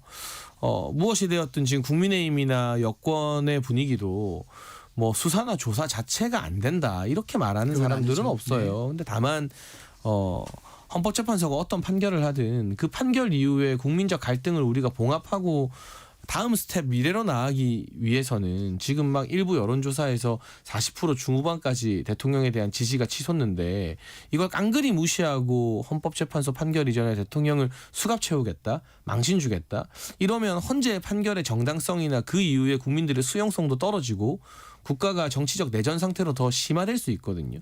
그런 부분을 다들 염려해서 수사기관의 어떤 공권력 행사를 좀 자제해달라고 말하는 거고, 그 차원에서 정진석 실장도 어떤 제3의 길을 찾으려고 노력한 것이다 정도로 이해가 되는 측면이 있을 것 같습니다. 제가 아까 내용에 대해서는 얘기를 했는데 형식에 대해서도 네네. 얘기를 안 할 수가 없어요. 네. 그러니까 굉장히 부적절한 행위라고 저는 얘기할 수밖에 없는 게 네. 대통령 윤석열 대통령 개인의 비서실장입니까? 아니면은 대통령 직위에 대한 비서실장입니까? 대통령 직위에 대한 비서실장이에요. 그럼 지금 대통령의 권한은 누구에게 있냐? 최상목 대행에게 있습니다. 자, 최상목 대행을 보좌해야 될 비서실장입니다. 현재로서는. 네. 그러면 최상목 대행의 입을 통해서 얘기가 나와야 돼요. 근데 최상목 대행을 보좌하는 대통령 비서실장이 권한대행 비서실장 아닙니까? 어떻게 보면. 그러면 그분이 국민에게 호소를 한다? 얼마나 웃긴 얘기예요. 그러니까 내용은 뭐 찬반이 있을 수 있지만 네네. 대통령 비서실장은 윤석열 개인의 비서실장이 아닙니다. 대통령 직위에 대한, 그래서 외국의 정부 요인이나 수반이 왔을 때 그에 대한 뭐 여러 가지 행사라든지 이런 것도 준비하고 또 대통령 직위를 행할 때 거기에 대한 조언을 하고 이런 역할을 해야 되는 거예요. 최상목 대행이 지금 얼마나 사람도 없고 힘이 듭니까? 그 옆에서 조언하기도 바쁘신 분이 본인의 목소리를 대국민들에게 호소한다? 누가 봐도 부적절한 겁니다. 그런 얘기를 하려면 비서실장 자리를 내려놓고 얘기를 하고 또는 끝나고 나서 본인이 뭐 책을 쓰시든 할 때 얘기할 것이지, 지금 본인 월급 받고 있잖아요. 월급 받는 이유가 뭡니까? 대통령 직무를 보좌라는 거예요. 직무는 최상목 대행이 하고 있는데 최상목 대행도 말 조심하고 있는데 본인이 나서서 뭐 제3의 장소에서 하는 게 어떠냐, 방어거려야 된다, 대국민 호소를 합니다. 이거는 너무나도 부적절한 행동이다.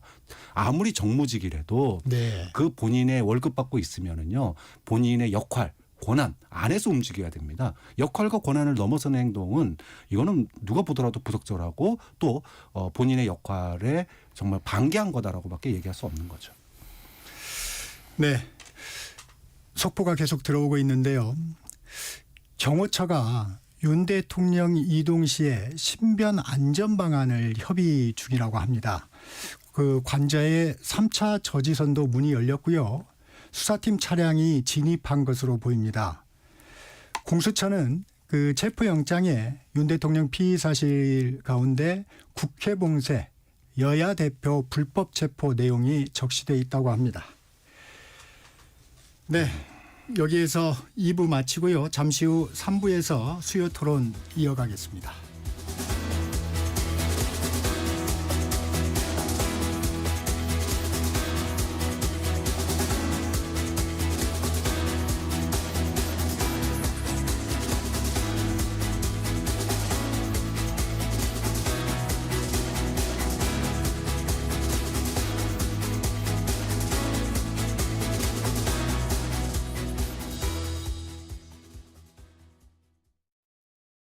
잠시 후 8시 반부터 일부 지역국에서는 해당 지역 방송을 보내드립니다. 워렌 버핏은 가치 투자, 필립 피셔는 성장주 투자, 피터 린치는 장기 투자.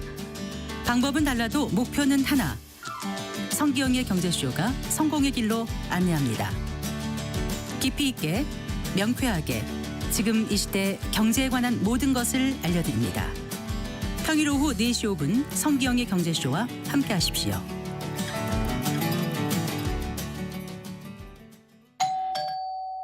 편지 왔습니다. 퇴근길 지친 당신에게 힘이 되는 뉴스를 전해드립니다. 매일 저녁 5시 5분 당신과 함께 읽는 세상 이야기 KBS 1라디오 뉴스레터 K. 지금 시각은 8시 30분입니다. KBS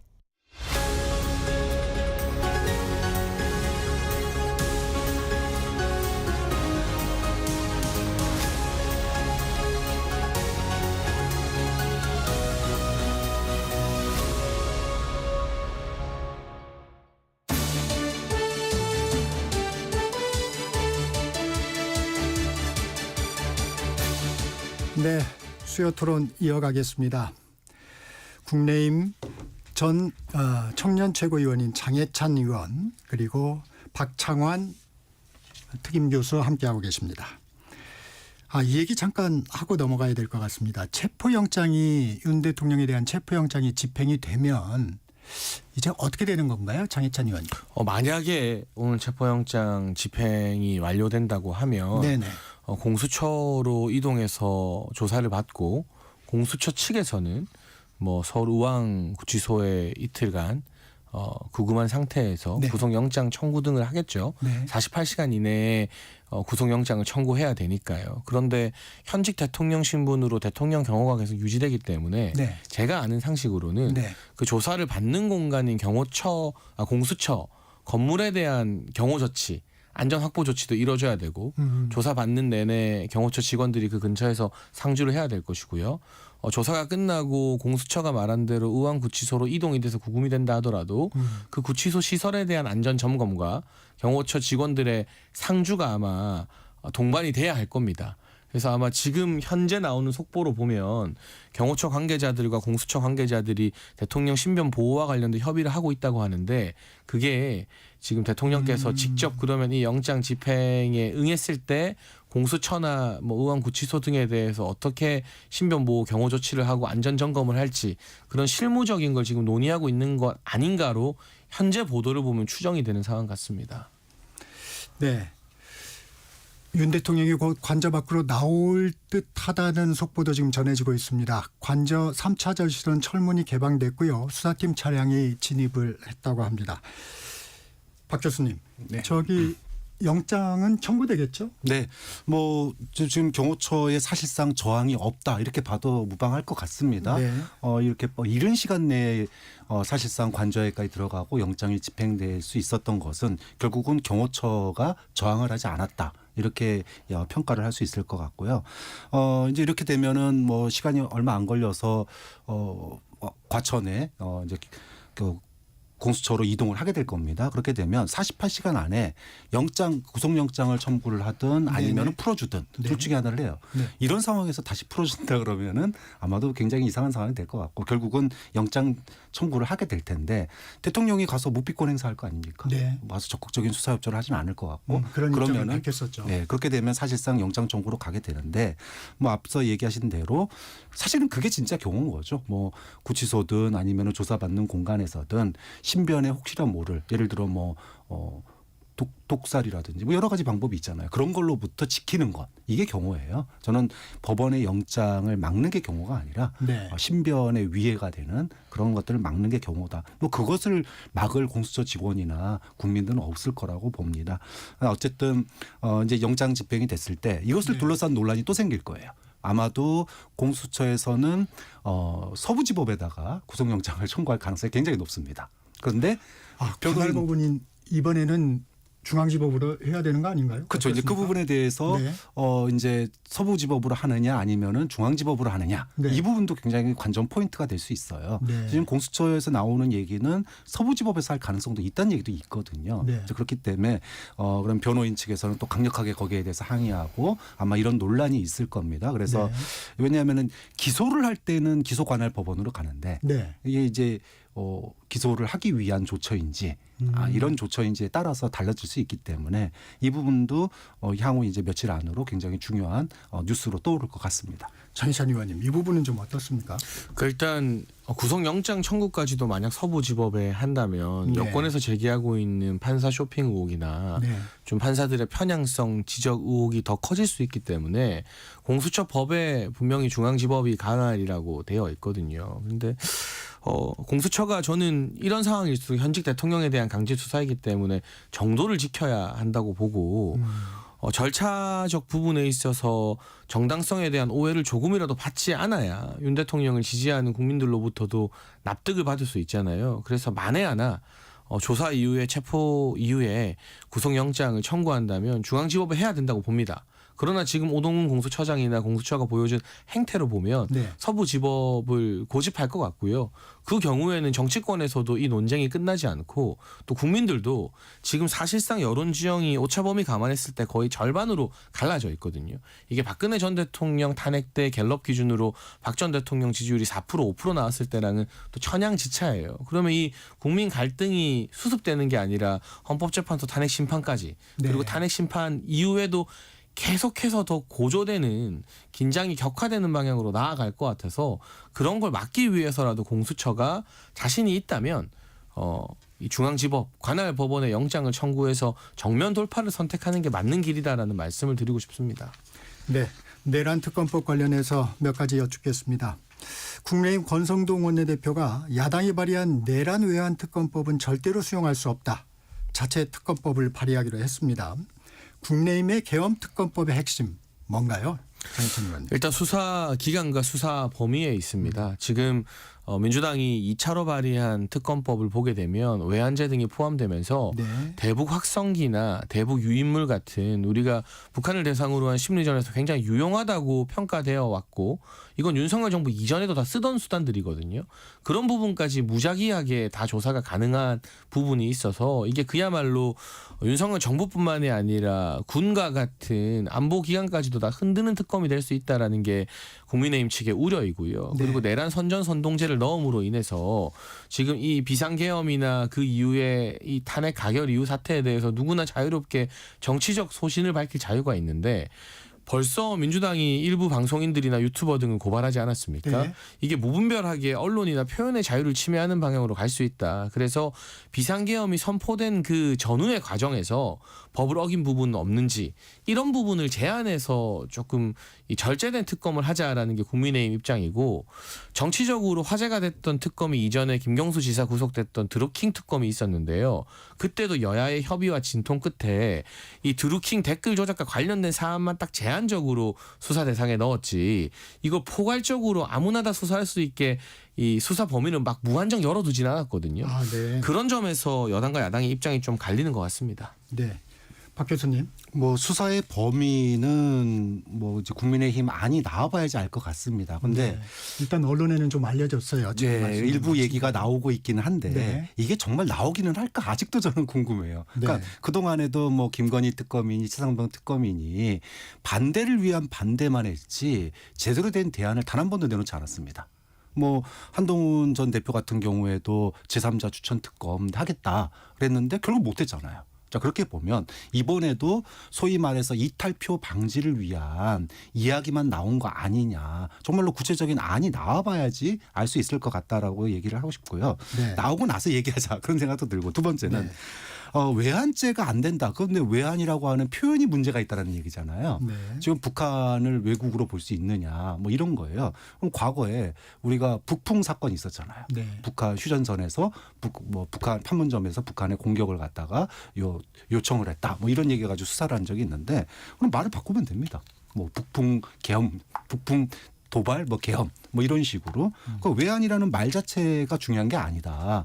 정말로 북한의 도발을 유도해서 그걸 명분으로 계엄을 하려고 했는지 이 부분은 관련된 내용들이 이미 나온 게 있어요. 그럼 거기에 대해서 어떻게 수사를 안 하고 넘어갑니까? 왜? 계엄에 대한 여러 가지 계획 플랜들 중에 그중에 하나가 실시된 거잖아요. 그러면 그 어전에 어떤 그 계획들을 검토했었는지에 대해서 또 실제로 어디까지 진행했는지에 대해서 실체적인 진실을 밝혀야 되는데 이거 빼놓고 하자라는 얘기는 차하고 포중해서 포하나 빼놓고 하자는 얘기예요. 또 내란 선전선동도 마찬가지입니다. 뭐 지금은 뭐 내란이 끝났다라고 얘기를 하지만 조사 한 번 안 받았어요. 우두머리가. 어떻게 끝났습니까? 그런 점에 있어서는 조사할 부분들에 대한 범위를 갖다가 무한정 늘리는 것도 문제지만 차 떼고 포 떼고 6시간만 조사하자 이렇게 나오면 국민들의 공감대를 얻을 수 없다. 좀 그런 점에서 국민의힘이 좀 진정성 있는 그런 안을 과연 국민을 설득할 수 있는 안을 내놓을 수는 있을까 그런 우려가 드는 거죠. 어제 김명수 합참의장은 국회에서 직을 걸고 북풍은 없었다. 북풍 외환죄 언급은 군을 무시하는 것이다. 이렇게 얘기했는데 이 특검법에서 국민의힘에선 외환 혐의는 받을 수 없다는 부분 어떤 우려가 가장 큽니까? 그 아까 말씀드린 것처럼 이게 무한정 확대가 되게 되면 우리 이 국가 안보를 책임지는 군에 대한 여러 가지 무분별한 수사로 인해서 이 국가 안보에 저해가 될 수 있다라는 점 우려하는 것 같고 또 자칫 잘못하면 민간 단체의 대북 유인물이라던가 뭐 이게 삐라라고 속칭되는 것이죠. 네, 대북 전단. 그리고 대북 확성기 같은 경우는 박근혜 정부 때도 입증이 됐지만 북한이 가장 두려워하고 꺼려하는 유용한 심리전 수단으로 인증이 되고 있는데 네. 이런 이 북한을 대상으로 한 정부의 어떤 정당한 이 안보력 발휘 등까지도 모두가 문제시되게 되면 네.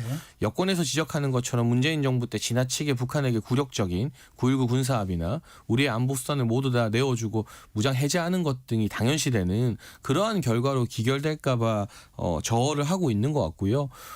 국민의힘 측에서 사실 초안을 어떻게 마련했는지는 이미 언론 보도를 통해서 거의 다 네. 확인이 됐어요. 주진우 법률자문위원장이 초안을 구성했다고 하고 있는데 이걸 가지고 이제 양당의 원내대표들이 협상을 하게 될 텐데 일단 현실적으로 국민의힘 자체 특검이 나왔기 때문에 민주당발 내란 특검에 대한 이탈표가 1차 때 6표 이상으로 더 늘어나기는 힘들어졌습니다.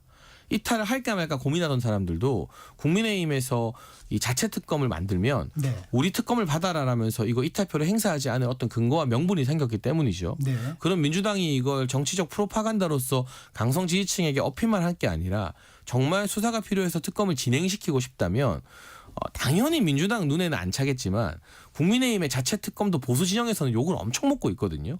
네. 왜 민주당과 그런 협조를 하냐. 네. 무조건 반대해야 된다는 국민의힘 의원들도 수십 명 이상이에요. 네, 의원총회에서도 좀 네, 논란이 된 그럼요. 모양이더라고요. 네, 그럼에도 국민의힘 지도부도 어쨌든 욕먹을 거 감수하면서 내놓았으니 민주당도 강성 지지층한테 비판을 받더라도 이걸 통과시키고 싶으면 국민의힘 특검안 기반으로 협상을 한 수밖에 없고요. 그게 아니면 계속 본인들 원안 고수하다가 이탈표 4개에서 6개로 도돌이표가 뭐 이어질 수밖에 없는 거죠. 그 부분에 대해서 조금만 더 언급을 하면 네, 박 교수님. 저는 뭐 좋습니다. 일단 뭐 여야 합의로 특검을 해야 된다라고 하는 필요성에 대해서는 저도 공감을 하거든요.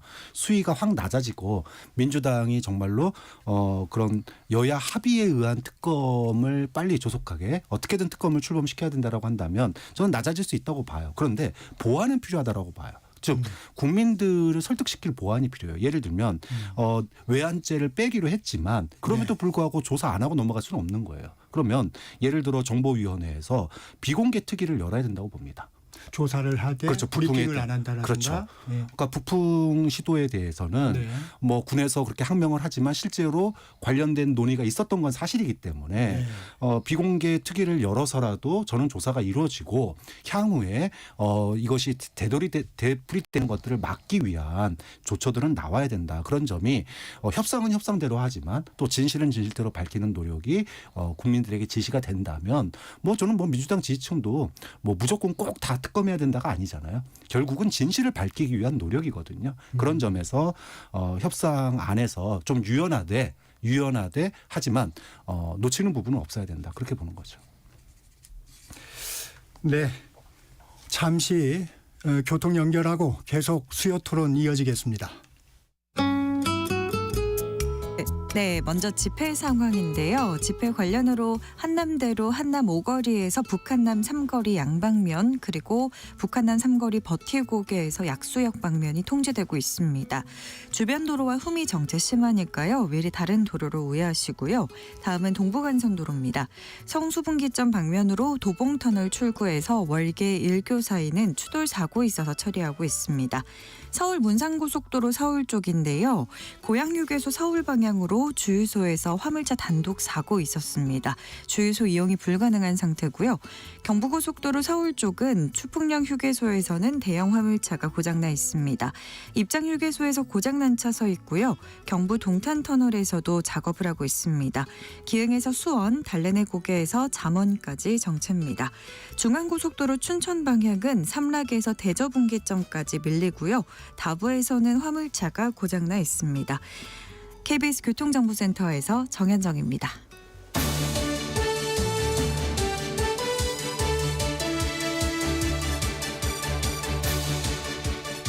네, 수요 토론 이어갑니다. 속보부터 전해드리겠습니다. 윤 대통령이 호송차가 아닌 경호 전용 차량에 탑승할 것 같다고 합니다. 석동현 변호사, 윤 대통령 측 석동현 변호사는 변호인들이 지금 형식에 있어서 공수처에 자진 출석하는 부분을 협상하고 있다고 합니다. 김성훈 대통령 경호차장은 지금 체포가 됐고요. 미니버스로 호송 중이라고 합니다. 네, 토론 이어가겠습니다. 개혁신당 천하람 원내대표는 이런 의견도 좀 제시를 했어요. 특검이라는 게 수사 범위를 갖고 논란을 하는데 수사 기간을 제한해서 내용을 좀 통제하는 부분이 있다. 이런 취지의 말은 어떻게 생각하십니까? 저는 기간보다 범위가 핵심이라고 봐요. 우리가 역대 여야 합의한 특검 등이 많이 있을 때 가장 화제가 되는 글자가 바로 등입니다. 네. 등 하나 넣으면 그 등을 근거로 해서 명문 안 된 별건 수사나 이 다른 사건까지 수사가 무한정 확대되는 모습을 많이 봤거든요. 그래서 여야의 앞으로의 협상의 쟁점은 수사 범위가 될 것이고 기한이라는 것은 150일 내지는 120일인데 네. 이게 또 특검법 조항에 따라 필요하면 다 연장할 수 있다. 그리고 네. 그 연장이 아마 국회 과반 동의로 나오는 것이기 때문에 국민의힘 입장에서는 어차피 민주당에서 과반이 동의해서 연장시킬 거 아니냐. 네. 기한에 대한 다툼보다는 수사 범위의 명문화된 규정.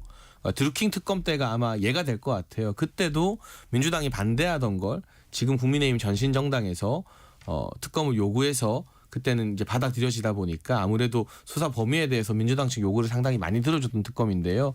이번에는 반대로 민주당이 요구하는 걸 국민의힘이 반대하는 상황이기 때문에 수사 범위 부분이 쟁점이 되지 기한을 가지고 협상이 특별한 진전이 있을 것 같지는 않습니다. 네. 어떻습니까? 여야 합의 가능성은 어떻게 보세요? 저는 국민의힘의 안이 나오면은 민주당이 적극 수용할 가능성이 좀 있다고 봐요. 그러니까 범위에서는 당연히 국민 눈높이에 맞지 않을 겁니다. 하지만 그럼에도 불구하고 그동안에 공수처 또 검찰, 경찰 할 거 없이 특히나 이번에 변호인들이 특히나 이 수사권 관할을 놓고 또 권한을 놓고 굉장히 저항을 했잖아요. 네. 이런 논의를 결국은 일축시킬 수 있는 거는 특검의 출범이거든요. 근데 상설 특검도 안 돼, 내란 특검도 안 돼. 좀 그런 상황에서 사실은 한 달 넘게 이 시간을 끌고 있다 보니까 이게 이제 국민들의 어떤 피로감 또는 실망감으로 이어져서 민주당의 지지율이 낮아진 측면도 있습니다. 그렇기 때문에 웬만하면 합의를 하려고 할 거다. 그러니까 너무 국민의힘이 너무 무리한 요구를 하지 않는다면 웬만하면 합의할 가능성이 높다고 보고요. 예를 들어 외환죄 좋다, 외환죄 빼다. 그러면 대신에 대국민 브리핑 이거는 반드시 해야 된다. 이런 정도의 협상은 될 가능성이 좀 있다고 봅니다. 어제죠. 성일종 국민의힘 의원은 저희 프로그램에 나와서 여야 합의 좀 어려울 것 같다는 입장을 밝힌 바도 있는데 장해찬 위원님은 어떻게 전망하십니까? 네, 사실 지금까지 민주당이 보여준 태도로는 여야 합의가 어렵다고 전망하는 게 맞겠죠. 그러니까 민주당이 이번 이 계엄 이후에 정치적 여러 행보를 통해서 국민의힘과 뭔가 타협하거나 협상할 의지를 전 드러내지 않았다라고 보여지고 제가 거듭 강조드립니다만 지금 권영세 위원장과 권성동 원내대표가 이 자체특검법 발의하겠다는 등의 입장을 밝히는 게 보수 진영과 국민의힘 당원들 사이에서는 또 엄청난 반발을 불러일으키고 있어요. 그러면 민주당에서도 그 여권 지도부의 입장을 좀 살펴보고 그냥 강한 특검을 주장해서 이게 계속 거부되면서 김건희 여사 특검처럼 3차 부결, 4차 부결로 가는 게 맞는 민주당이 원하는 길인지 아니면 조금 민주당도 그 강성 지지층이라는 개딸분들한테 지도부가 요금 먹겠지만 합의를 해서 이 특검이 통과되는 방향으로 가는 게 맞는 건지 정치적 고민을 할 필요가 있는 것 같고 지금 많은 전문가들과 정치 평론가들이 비상계엄과 탄핵 가결 이후에 오히려 양당의 정당 지지율 격차가 좁혀지거나 역전이 일어나는 게 네. 국민의힘이 잘해서가 아니라 민주당이 점령군처럼 굴어서다라는 지적을 많이들 하고 있잖아요. 그러니까 이 특검법 협상에서도 국민들이 그걸 지켜볼 것 같아요. 그래서 키는 어쨌든 민주당이 잡고 있어요. 그렇죠. 다수당이니까. 네. 근데 민주당이 그냥 이전까지처럼 자기들의 주장을 100% 받아라 관철해라라고 도돌이표를 그릴 것인가 아니면 뭔가 조금 협상하는 척이라도 할 것인가 그걸 이 최근에 어떤 정당 지지율 여론조사 결과와 연장해서 보면 이후의 여론도 민주당의 태도에 따라 좀 바뀌지 않을까 싶습니다. 네. 권성동 원내대표는 만약에 민주당이 협상을 거부하면 협상이 잘 안 되면 최상목 권한대행에게 제2요구권 행사를 요청하겠다 강조했습니다. 이 부분에 대해서는 어떻게 생각하세요? 박 교수. 뭐 그동안에 최상목 권한대행이 거부권 행사를 뭐 고교 무상교육 관련된 예산도 거부권 행사를 했기 때문에 네. 특검에 대해서도 여야 합의를 해오라고 얘기를 했지 않습니까? 네. 그런 부분들을 본다면 영장 집행에 대해서도 그랬고 네.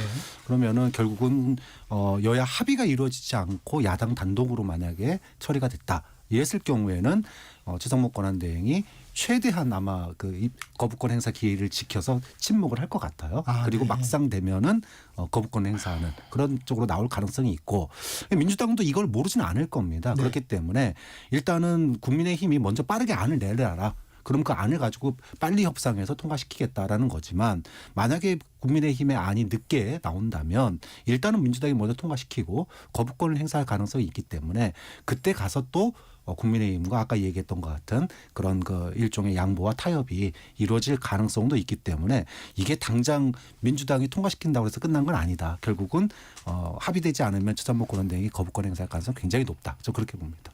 거부권을 행사하더라도 거부권을 행사할 때까지의 시한이 좀 있기 그렇죠. 때문에 그걸 그때가 최대한 또 끄는 거죠. 여야가 또 협의할 수 있는 부분이 생길 수도 그렇죠. 그걸 있다고 보고 보시는 거군요. 그걸 보고 거부권 행사에 대한 입장 표명을 늦출 거고 그 사이에 국민의힘에서는 안을 내놓을 거 아닙니까? 시간이 네. 좀 지나더라도 네. 그러면은 그때 이제 민주당하고 또 다시 협상해서 그 안에 대한 새로운 안이 만들어질 가능성도 있기 때문에 이거는 뭐 하루 이틀 문제는 아니라고 봐요. 민주당 입장에서는 설사 거부권을 행사해도 국회 재의결에도 좀 자신하는 분위기인가요? 지금 이제 안이 나오지 않았다면 일단은 제3자 추천 특검을 받았기 때문에 사실 2명만 더 이탈표 생기면은 뭐 200표 넘어가는 상황 아니었습니까? 네. 그렇기 때문에 충분히 가능성이 있었고 민주당 나름으로는 큰 결단을 한 거예요. 근데 이제 국민의힘이 또 김빼기 작전에 나선 거 아닙니까? 시간 끌기 작전. 이제 국민의힘의 안이 나오면 민주당도 어떻게든 특검을 출범시키는 게 일단은 중요해요. 민주당 지지율 떨어진 게 아까도 얘기했지만 국민의힘이 잘하거나 윤석열 대통령을 지지하는 게 아니거든요. 네. 즉 한 달 반이 됐는데 지금까지 뭐 윤석열 대한 영장 집행도 안 되고 뭐 특검도 출범 안 하고 솔직히 한 게 뭐 있냐. 이런 얘기가 나올 수 있고 그것에 대한 실망감도 있는 거거든요. 그런 측면에서 본다면 결과물을 내는 게 현재로서는 민주당에게도 중요한 측면이 있습니다. 그래서 시간은 좀 걸리겠지만 결국은 여야 합의된 어떤 특검이 나올 가능성이 저는 결과론적으로는 있을 거라고 봅니다. 네. 장혜찬 의원님, 가정입니다만 국민의힘은 이탈표 방지를 위해서 어떤 조치를 할 수 있을까요? 뭐 지금 일단 자체 특검을 발의하겠다는 지도부의 전향적 입장 자체가 그 이탈표 방지를 염두에 둔 부분이라고 생각을 하고요.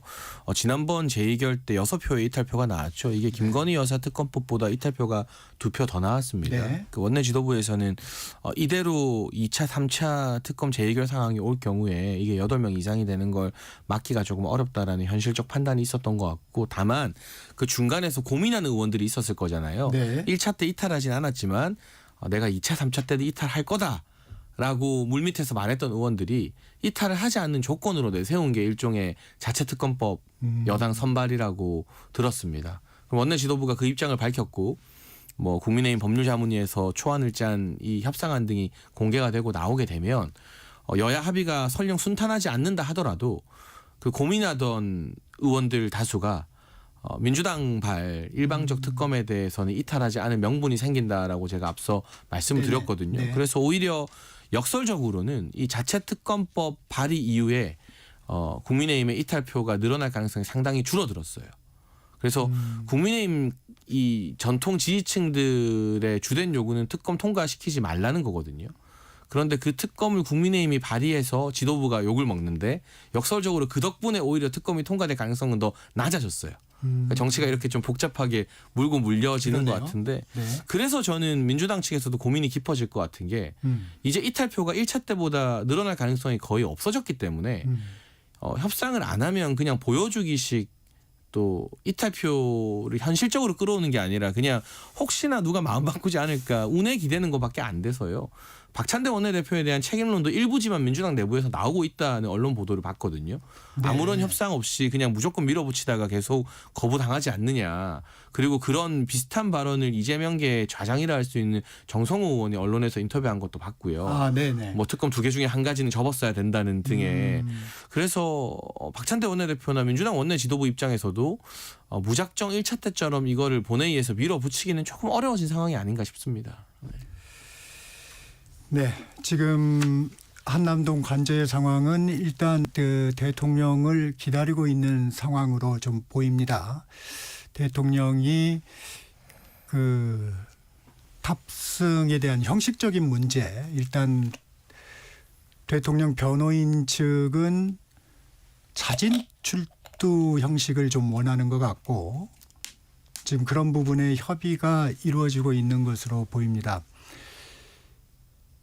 일단 마지막으로 짧게 한 1분 정도 남았는데 장해찬 의원님, 네. 경호처가 오늘 강하게 저항하지 않은 이유 짧게 좀 정리해 주시면. 뭐 앞서 박 교수님 분석처럼 뭐 공수처와 국수본에서 경호처 지휘부와 일반 경호처 직원들 사이를 나쁘게 말하면 이간질이고요. 전략적으로 말하면 강온 전략이겠죠. 그렇게 계속 여론전을 펼친 것들이 영향을 끼친 것 같고 또 확인해 봐야겠습니다만 대통령 측에서도 물리적 충돌을 우려했다라는 입장도 석동현 변호사가 본인의 SNS에 게시한 것 같으니까요. 네. 정확하게 어떤 원인인지는 좀 지켜봐야 될 것 같고 마지막으로 네. 이 자진 출석을 지금 대통령 변호인단에서 원한다면 네. 이게 며칠 뒤가 아니라 오늘이라면 결국에 형식의 문제잖아요. 네. 그러면 무리하게 현직 대통령을 체포하는 형식을 취하는 것보다는 한두 시간 차이면 대통령이 직접 출석하는 형식을 존중해 주는 것이 그래도 국론 분열이나 국민 갈등 관리 차원에서는 공수처가 좀 검토해 볼 방안이라고 생각합니다. 박 교수님 죄송합니다만 시간 관계상 여기에서 오늘 얘기를 접겠습니다. 제 죄송합니다. 길게 말해가지고 네. 마지막에. 지금까지 장해찬 전 국민의힘 청년 최고위원, 박창환 장한대 특임교수와 말씀 나눴습니다. 고맙습니다. 감사합니다. 네, 성격 시사 오늘 순서 여기서 마칩니다. 내일 아침 7시 20분에 돌아오겠습니다. 저는 정창준이었습니다.